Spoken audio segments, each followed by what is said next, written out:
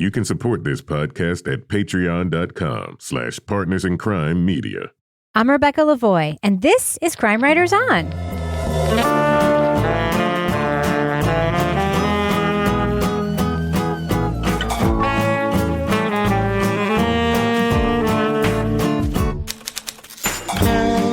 Crime Writers On is the original true crime review podcast that digs into true crime, pop culture, other podcasts. And on this episode, lured by the promise of good wages, they instead found themselves in the jungle, forced to make scam calls from a compound patrolled by armed guards. We'll talk about the podcast Scam Factory from Wondery.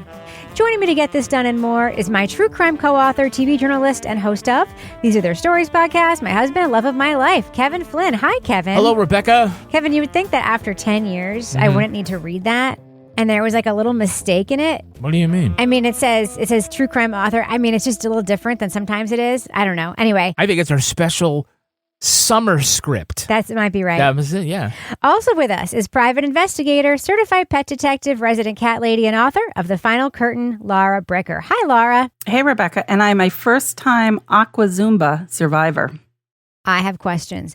And finally, our captain of all things cynical, author of the City Trilogy of novels, host of Strange Arrivals, Rip Current, and our Patreon Deep Dive Book Club podcast, Toby Ball. Hi, Toby. Hey, Rebecca. So, Kevin. Yes. What's coming up on our next podcast? Yeah, so we're going to be back on Monday with a brand new episode of Crime Writers On. That's going to be July 14th, and we're talking about the documentary film that you can see now on Netflix. It's called I'm Your Venus.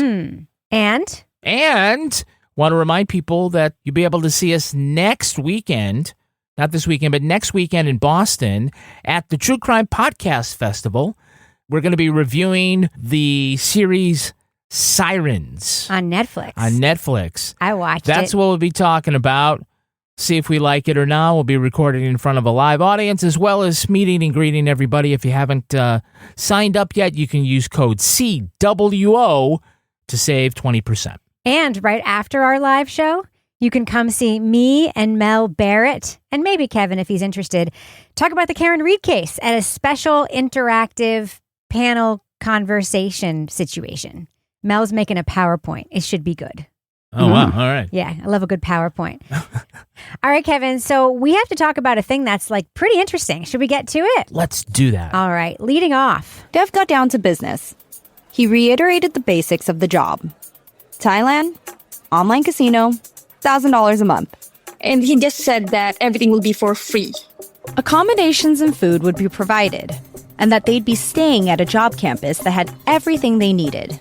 Workers wouldn't even have to leave. Max travels from the Philippines to Thailand to take a high-paying job at a casino. But when he arrives, he's instead taken to a camp in the jungles of Myanmar and put to work in a call center running phone scams across the globe. His sister Charlie learns the only way to get him home is to also work for the syndicate. I screwed up. Why did I allow him to go there? I was blaming myself. It's me who created the mess. In order to meet Max's quota, his brother joins the labor camp while Charlie tricks new recruits into the scam factory. With the hope of Rescue Slim, they're left with few options to win Max's freedom. Either negotiate an impossible financial settlement or flee from armed guards into the wilderness. What? Let them go? He told me that. Do you think that you are so powerful that you can get these people out? You are absolutely wrong. You don't play with me. The Wondery podcast Scam Factory takes us inside the most dangerous call center in the world. Host Denise Chan tells Charlie's story of high-stakes fraud and moral dilemmas. It also features interviews with her victims conned into forced labor. It asks the question, how far would you go to save a loved one?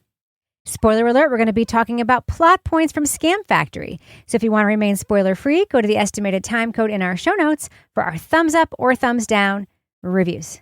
So Toby, what do you think about the sourcing on this story in this podcast? I thought it was pretty remarkable in that this is all taking place on the other side of the globe, essentially. And in addition to sort of the main players within Charlie's family's orbit, so that's Charlie and her two brothers and his brother's girlfriend, they talk to people who Charlie ended up sort of victimizing through basically selling them on joining up with this scam factory. You talk to police.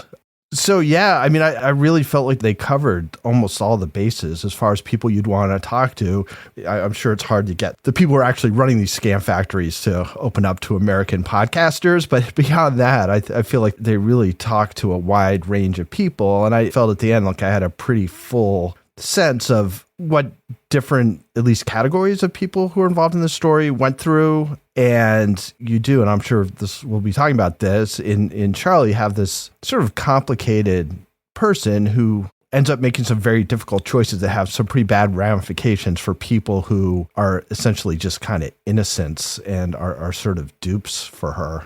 Laura, we've heard other podcasts and seen documentaries about organized scam situations where there's like a hierarchy, almost like an Arbonne kind of situation where you have like the runners and the recruiters and the leaders. But we've never heard anything where this element of being trapped in the middle of the jungle at gunpoint is concerned, right? Right. I think what struck me about this was just how much more organized it was. Like they have a campus, they have bunks, they have dorms, they have guards, they have like this hierarchy of all these people that are involved. So at first when they get there, they're like, oh, okay, like, oh, look, I have this nice room. And like one of the guys is, I think it was Max, is like drinking some beer. And like, you're like, oh, okay. But like the system of organization, I was blown away by. I'm like, how is this even possible? I mean, being in that situation and knowing that you're trapped once you get there, after seeing all the different players that are part of this like criminal enterprise, I can't imagine how terrifying that was. But knowing that you can still communicate with the outside world, but you can't get out. It's like one of those dreams that you have. Like, do you guys ever have like those anxiety dreams where you're trapped in something and Yes. you're almost close to getting out, but you can't? This is like an anxiety dream on steroids, and dick pics all day. Dick pics in, dick pics out all day long. I'm like, this is a fucking nightmare. But it has its downsides, too. Oh, yeah? What are they, Kevin? Well, the upside seem to be the dick pics all day, No, right? Yeah. no. Okay. There's a bar there, I think, is the upside. But Kevin, this almost reminds me of like, it's like dystopian, right? It's almost like there's human trafficking, obviously, but it's like almost like being trapped in the Severance building. If you think your job's bad, then Exactly. yeah. I mean, first of all, this is like a really interesting twist on these like phone scam series stories that we've had, like Scam Likely and all the like the Love Janessa and Anatomy of a Romance. I mean, like we've seen these before, but we haven't seen this. This setup is like anything we've seen before with real stakes for the scammers and real stakes beyond like financial stakes. Like they are victims and perpetrators, and that's what makes it really interesting.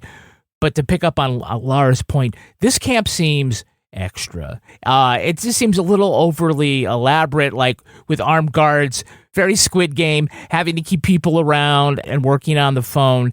I mean, like we saw in Scam Likely, in India, there's call centers where it's just got a parking lot, pull in, punch the clock, do your thing, and go home, right? I don't think I fully understand what this syndicate was. Like, is this organized crime? Is this a cartel? Why do they need to go to such lengths to, like, keep people at gunpoint and then also MLM them into making these phone calls from the jungle? I didn't quite get that aspect of it. I did. You did? Okay. Yeah. Explain to me. Each person has a weekly quota. So each person that goes there is worth a certain amount of money to these people. So they're being trafficked in, and then they know they are going to receive a certain amount of money for every person that they bring in. Because there's an infinite number of people in the world, not infinite, but practically infinite number of people in the world that you can scam. It's anybody with a cell phone, right? What's interesting to me, though, is that one of the scams that we heard about is getting people to write hotel reviews. Yeah. Which is also a fucking scam. So they're scamming people to get paid to scam, and then they're stealing their money. Like writing fake hotel reviews is not an okay thing to do. No, or fake podcast reviews. Exactly. Good point, Kevin. Yeah. But yeah, so that's, I think, what's behind it. Well, I get the mechanics of it, but I'm like, what's the motivation? Like, why is this the business model? Money. To kidnap people to do it.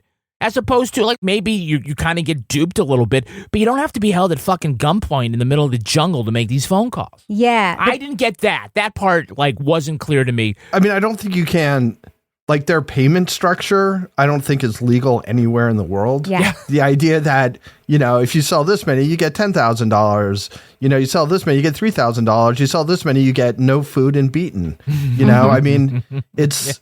Yeah. I mean, they kind of feel like serfs, right? I mean, they're basically, you have to make these, you're just continually trying to make these quotas. Everything around you is completely controlled by your employer. So it's just, I think you just get discouraged. And plus you're in freaking Myanmar. I don't know if it's like technically a failed state, but it's sounds pretty lawless. It's a step up, I mean, I guess you could go to like North Korea or something, but it's not a strong central state. So it's, it just feels like that's another level of where you're going to get redress. And what's crazy is like what the actual process is for getting out of these things is so absurd that, especially taking place in I'm not quite sure where they are right now, but until recently it was a military dictatorship. What you have to do is you have to go to the complaint desk and you can get, of course, you like get shit sorted out. Why didn't I think of that? Just go to the complaint desk. Yeah. Yeah. Sir, where's the complaint desk? Take a number. It was weird the way it was described. It was described as, on the one hand, draconian and barbaric, and on the other hand, like an office cubicle situation. Like, it was just a very strange combination of like living in this kind of okay dorm with other people who seem nice. And then you're allowed to keep your cell phone, but you have to wipe it every night so that when they search it, they won't find all your stuff. Laura, what did you think about just sort of description of what we heard here? Because it seems like, yeah, we know you're a human being. We're going to treat you like shit, but we're still going to let you like drink beer, live in this kind of not terrible place, and keep your phone.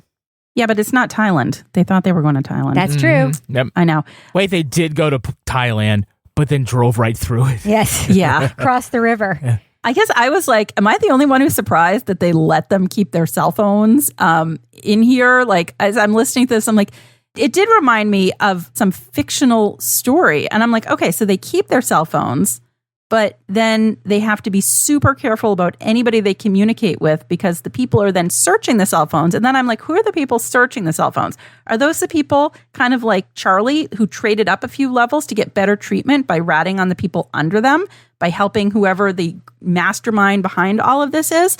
But I mean, thank God they had those phones, because how else were they going to go on Facebook and start messaging the colonel? Yeah. So Charlie is kind of our main character in this podcast, and Charlie finds herself basically closer to the top of the pyramid after allegedly making this deal with the syndicate folks, to the point where now that Charlie's out, she's living like secretly somewhere that is undisclosed. What do you think about this person that we meet and hear from, Toby?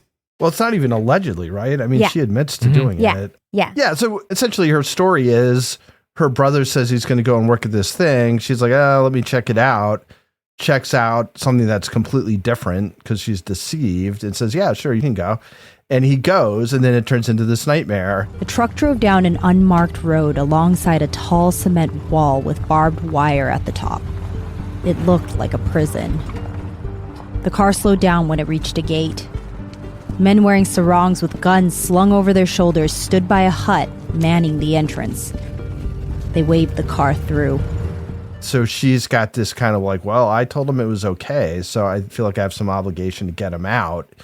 And then so she's kind of given, they have to pay, $4,000, but she also has to get a replacement for him to like basically fill his seat.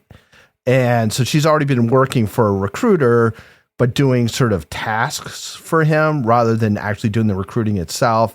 And so now that she has to do the recruiting, I mean, she's put into the situation where she's basically just going to exchange somebody she doesn't know for her brother. And she's sending them into a situation which she knows is going to be dire. And that's why she wants to get her brother out. So it does become this thing. It's like, what is the morality behind what you're doing? Because she doesn't just get one person.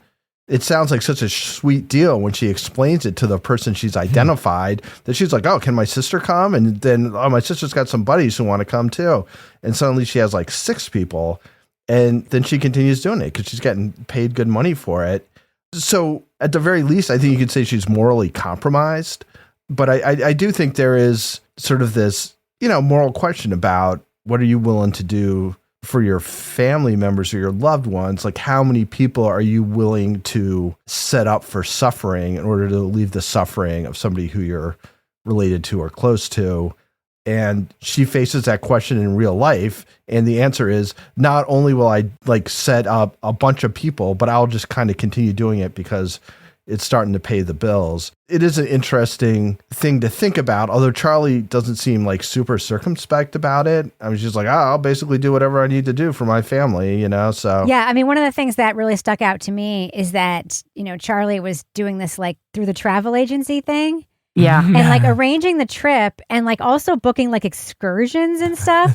Yeah. Talk about disappointment. How did that work? I'm not going to go see the waterfalls. I'm going to be in this call center. I'm really getting worried about our river cruise, Kevin. Are we sure? Are we 100% certain that we're going to go spend a week and a half with old people on a boat, or is something else going to happen? I don't know. I just will tell you, though, that if you join us at Patreon, you do not need to be, it won't be a gunpoint. Oh, okay. You can leave That's anytime you want. You can? Yeah, in fact, if you're not sure, you can join for free. You can get a nice 7-day trial.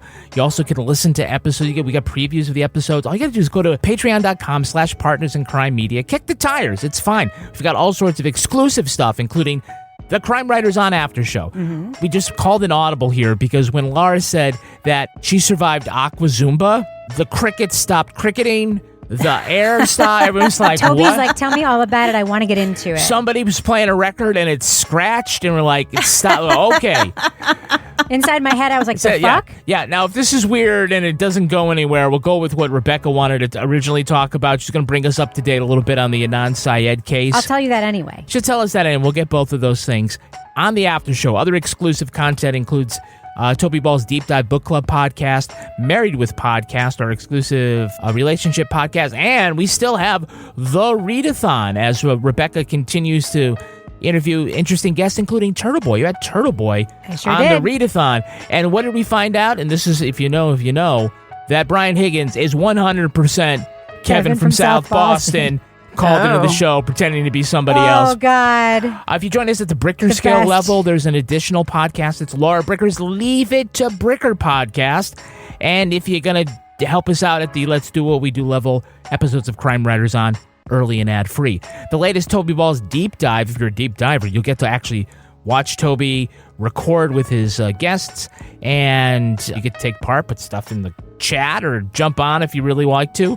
The book they're going to be talking about is A Death in Belmont. Now, we have other ways you can support us. We have an Amazon storefront where you can see some of our favorite things. Rebecca, what are this week's Amazon recommendations? I bought something a little weird, Kevin. It just arrived upstairs. I bet you were wondering what was in that box that was making all that sound, right? Well, there were the 9-volt batteries, but that wasn't it. No. What was it? So you know how we have all of these cans of paint out here? We have a dozen or more cans of old paint. You buy a gallon of paint and it you stays use with the house. 3/4 of it, and then you have the and rest you of can't it get rid forever. of it. Yeah. Well, you can. You know how? No. You don't have to use cat litter or any of that bullshit. I actually bought this powder. It's like a paint hardener. You put it in, hardens it up, and then you can bring it to the dump and they'll take it. Wonderful. Yeah.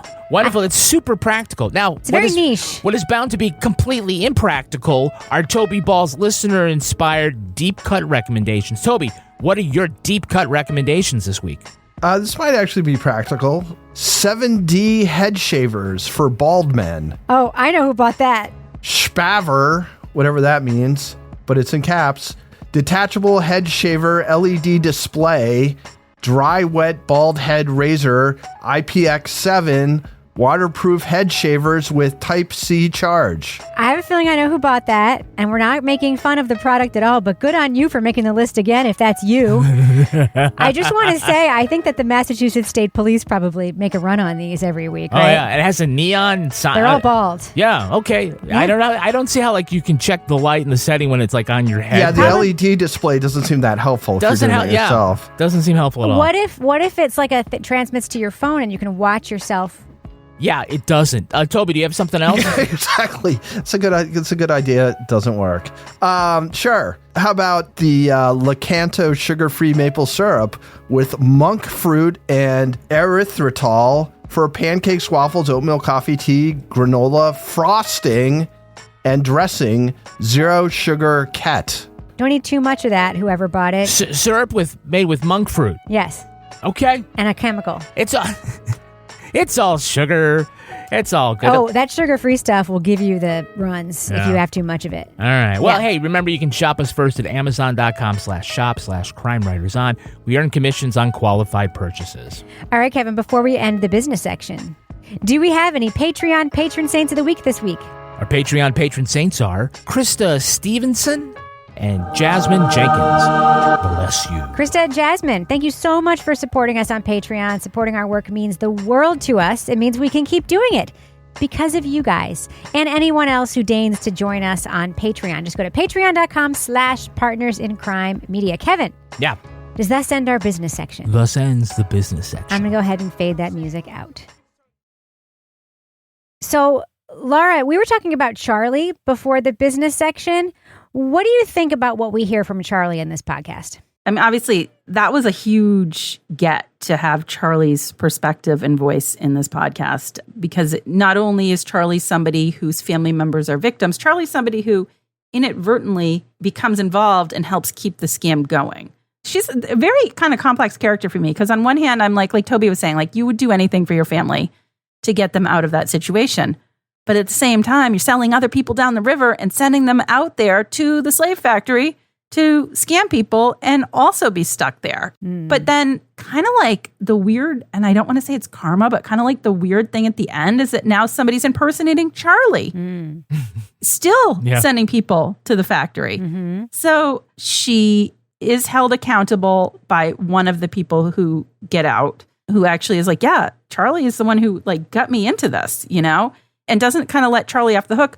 But it was interesting. And then also hearing her talking about kind of that position she was in where she's wanting to help, but her brother's still in there. She's afraid. The colonel wants names, specifics, receipts. And she's like, yeah, my brothers are still in there. Like, I don't want something to happen to them. That's a lot to take on. So that was a really interesting, I don't know what I would do in her. I mean, like, you do know what you would do in her situation, but at the same time, it's like one of those scenarios, like, what would you do if you sent your brother to a slave factory in a dystopian world where he can drink beer, play on his phone, but never leave, work 14 hours a day, and, oh, wait, he has a girlfriend. That's nice. But what would you do, right? John Quinones comes out from behind and says, and then, and you only have $500 in your bank account, so you can't pay to get your brother out. How would you handle this, right? Yeah. Well, what she doesn't do is suggest that she take his place. Right. Yeah. It's just I like volunteer other as people. tribute.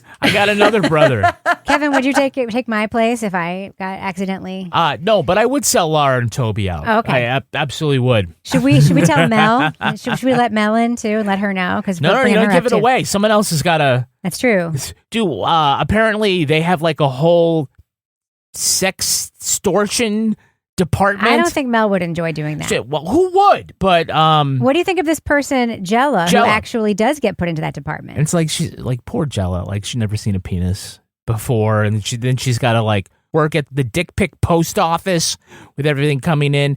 I like Jella. She's actually like a really good get. It's not what you might consider conventional sex trafficking with her, but it is. As far as modern day slavery, I mean, we think a lot about the sex trade, but forced labor is also a huge part globally. Yes. And right here in the United States, certain restaurants you could go to and you don't really know whether those waiters and waitresses are actually indentured servants for some reason or not, right? It's out there, right? And this is an example of that we don't usually get to see. So Jella, anyway, I like the fact that she doesn't let Charlie off the hook. Even though she understood where Charlie was coming from, it didn't excuse what Charlie had done to her. I'm just angry because he brought us to that place. At least you inform us. Heads up, you're going to Myanmar, like that. You can tell us in a secret. And then it was for us to decide if we're going to push through or not. In a way, like Charlie is our protagonist, an imperfect hero, someone who's kind of like, there's all these moral dilemmas, morally compromised, but there's like at least one person who's like, hey, in her own way saying, fuck that shit. I'm not willing to overlook the fact that for whatever maybe good reason you had, Charlie, that I got put in this situation. You could have given me a warning. You could have winked at me or something like that and given me a chance to get out of it. But just because you needed something, I am not over that. And I think she's entitled to be that way. Yeah, it doesn't seem, Toby, like Jell-O was put in exactly the right... Should we even call them jobs? Let's call them positions, in the right position for her set of experiences. Yeah, I don't know what the employee screening procedures are, but sending somebody who has never actually seen a penis to then engage with hundreds of dick pics a week, it's probably not great. And she never wants to see a penis ever again. Yeah. But it's not just that she's not good at that part. Like, she doesn't turn out to be good at any of this stuff, basically because she doesn't really have her heart in on scamming people. Who does? Yeah, it just made me wonder. It's like at some point, is she just taking up a chair where you could have some other unfortunate making the calls and just freaking let her go? There's a point at which, somebody's just not competent at their slave job. And, so maybe it's time to send them on their way. It's not typically how slavery works. Yeah. Well, unlike whatever. Charlie, who's like, she needs to be better at scamming in order to get Max out. And the better she gets, the less likely they are to get rid of her. Yeah. Yeah. And again, she goes above and beyond the Call of Duty on this. And Employee of the Month. And again, doesn't seem to have a whole lot of circumspection about her part in all this. Maybe at one point she expresses some regret and thinks that it's not good, but it's, at the end of the day, it's just like, yeah, fuck yeah, that's what I did. Yeah. Well, at the end of the day, she has a job now turning on SIM cards and phones remotely, which does sound less challenging than the work that she was doing before, to be fair. So, Laura, let's talk about this shadowy figure that's helping folks in the complex escape their situation, of course, but only after their scars have healed from being beaten up. What do you think about this shadowy figure that we hear about? The Colonel. I like how they're just like, well, first they give his full name and then it's just like the Colonel, the Colonel, the Colonel. And I could just hear like that song in Hamilton, like, here comes the General. And I'm like, here comes the Colonel. But I'm like, who is this Colonel? We know he's in the law enforcement community, but he's like this one person, it feels like, the way that this is portrayed, who's actually trying to make a dent in this scam factory situation and help people get out. Charlie was intimidated. I told Colonel, can we close the door because I want to talk to you in private? And then Colonel made the joke that, I think you're going to say something very important. So I was like, yeah. It felt like some sort of fictional story in the way that it's playing out, kind of like this lore. And then the fact that they're able to track him down on Facebook, send messages, private messages to all the people that might be the Colonel, and then be texting him live as they're trying to escape, as he's trying to help them. And he's like telling them, literally, they've been doing the script of how to scam people. He's giving them the script of how to escape. Like, when you get here, they're going to try to offer you a pizza party. Don't take the pizza party. So keep severance. going. Honestly, it's so severance. And I'm like, this is wild. So I really wanted to know more about that guy and like, how did he get involved in this? Why aren't more people backing him up? Why aren't there more human rights organizations like doing something about this? Like, they're taking people's passports and holding them there. It's, again, just the setup of this person. I was just like, I would have almost liked to hear it from his perspective in this story, like how he got involved and how he got his first person out, and then how that led to this case that we hear about. Yeah. Toby, I get text messages all the time saying that I'm being recruited for a job after someone has reviewed my credentials. Is that what that is? That's what this is. What that is? I got one just when I was listening to this podcast. I get them every day. You've been screened to apply for this job or whatever, and I'm always like, come the fuck on. But I can imagine. I just thought I was that good. You think you're that good? No, I don't actually. Toby, what other kinds of scams have you been exposed to online like this? Like, I would say I get added to 10 private crypto Twitter chats a day. If I go to take a look at my Twitter direct messages, and if somebody's trying to direct message me on Twitter, I apologize, but I probably have 600 of those messages just like lined up with, there might be a personal thing in there somewhere, but it's basically just taken over Like everything else about Twitter that now just completely sucks. That's another thing, is I'm just constantly being added to these things. Obviously they're not legit because I haven't the foggiest interest in crypto stuff. But this now makes me think there's probably some like young Thai woman who's stuck in Myanmar, like sending me this stuff with these different pictures of different people they've pulled off the web who look friendly and professional.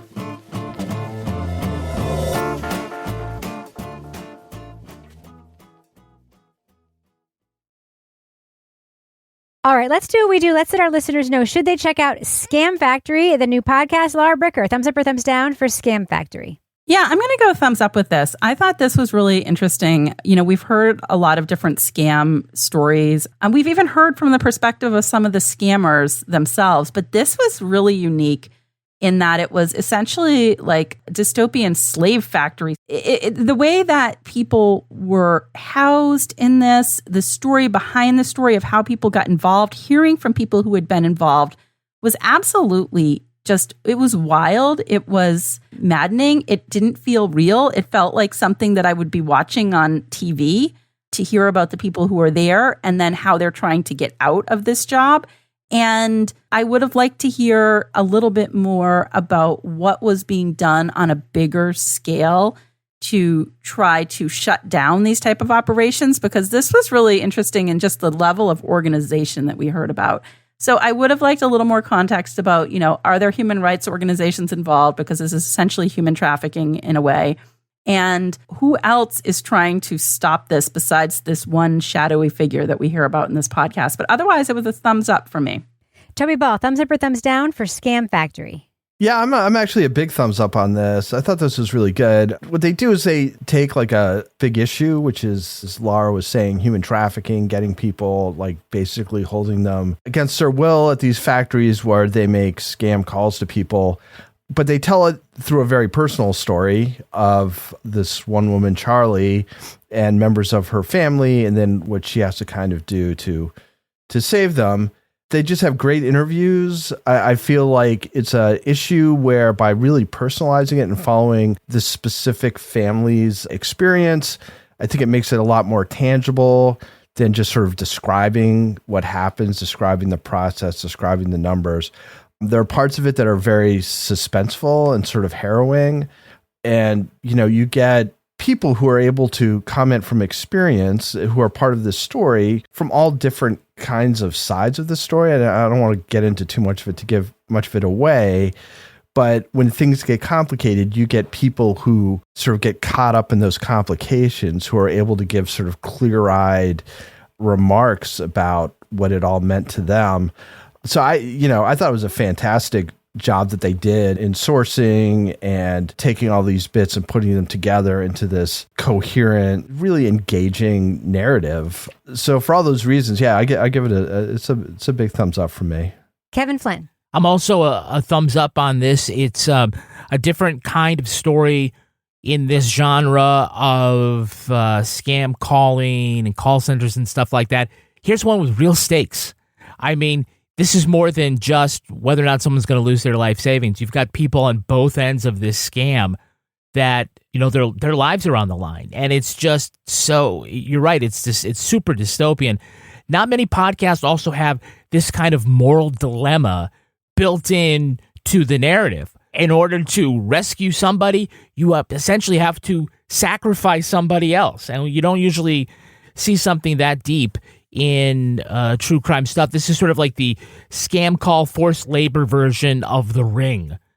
Meanwhile, you're working in what seems like the Squid Games factory, dialing for dollars. One thing we didn't talk about in the main review was the writing. I really liked the host, Denise Chan. She did a great job because a lot of this is we're just hearing first-person anecdotes from the people who were there. Some of the people have very thick accents that might be hard for an audio audience to decipher. So the host does a lot of the lifting, but the writing is bright and clever at times and also propulsive. So that's really good. This is not like the usual, I'm calling you up and I'm going to steal your money and isn't that bad. This is way deeper than that, and it's really well told. So I'm a thumbs up for Scam Factory. I'm a thumbs up too. As you mentioned, Kevin, the writing is very clean. And I really like that because this is a podcast that depends on you understanding the place where people have gone. And that's not easy to do in audio, like take you on a journey to a place, give you a sense of what it feels like to be there, of what it looks like.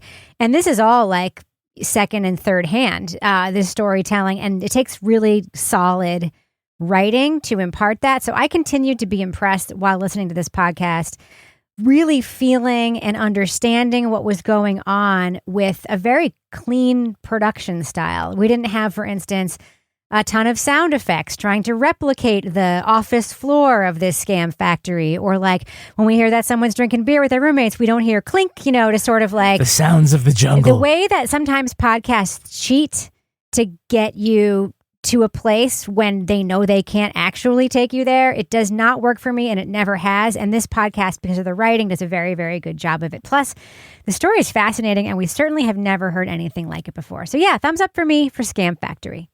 Now it's time for my favorite part of the podcast, a little something I like to call the crime of the week. Jinkies. Police in Tuscaloosa are looking for a man who broke into a convenience store dressed like Scooby-Doo. Authorities say the burglar made his way into the Highway 82 quick stop before 4 a.m. when the place was closed. The video shows the man wearing a full-body fleece costume complete with tail, spots, and dog tags. And he was wearing a ski mask under the hood with Scooby's face on it. Cops say the crook grabbed some cash and would have gotten away with more if it weren't for that pesky alarm. No snacks were taken. Now they're on the lookout for a blue and green VW van with Mystery Machine written on the side. No, they're not. So, panel, zoinks. What other famous cartoon character will begin a life of crime? Laura Bricker.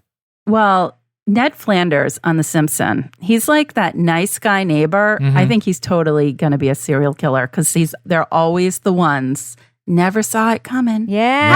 Howdy, neighbor. Dokily dokily. What do you think, Toby? What other famous cartoon character is going to begin a life of crime? I've had my eyes on Elroy Jetson for quite a while now. Little punk. It's just a matter of time. Yeah. What about you, Kevin? Yeah, I think they're going to nab, finally, Pepe Le Pew for stalking. Oh, that's a very good idea. That's a good one, Kevin. Non-consensual with that cat, Pepe. He's a love bomber galore with He is. arm kissing. It's nasty. All right, that's going to do it for us. But before we go, Laura Bricker, do we have a cat of the week this week? This comes to us from Allie Donnell. I have a nomination for Cat of the Week. I'd like to nominate my son Henry. Well, I know he's not an animal or a pet. He is a mammal, and he was really recently bummed that his dad was mentioned on the Arkells Canadian Band podcast. Our dog was a previous Cat of the Week, and I have been mentioned as a Patreon patron saint. He commented he's never been mentioned on a podcast. Henry just graduated from 8th grade and is heading to high school in the fall and is a really great kid. He's much more helpful and listens way better than our dog Willow, who was your Cat of the Week several years ago. If he could be considered as Cat of the Week, he would be thrilled. Allie in Ontario. So we're doing a person? That's the Yes. situation?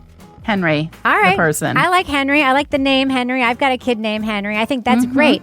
All right, Laura Bricker, if folks want to reach out to you to submit any kind of animal, I guess, including human beings, to be Cat of the Week, how can they find you online? You can find me at Laura Bricker on Blue Sky and Instagram. What about you, Toby Ball? How can you be found?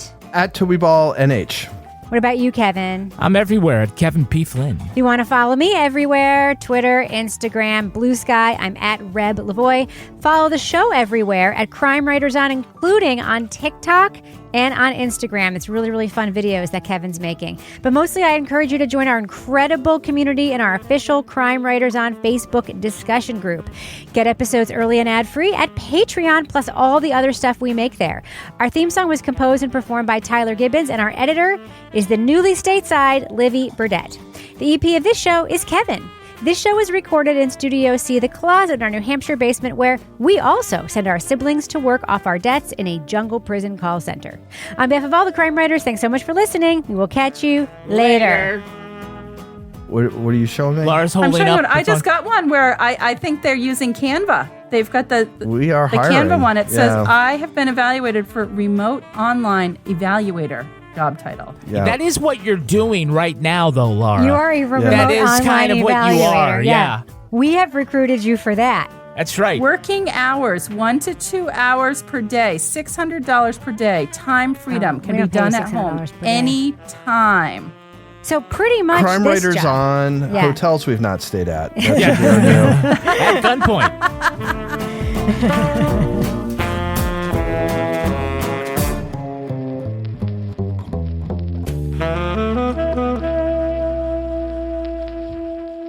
Partners in Crime Media.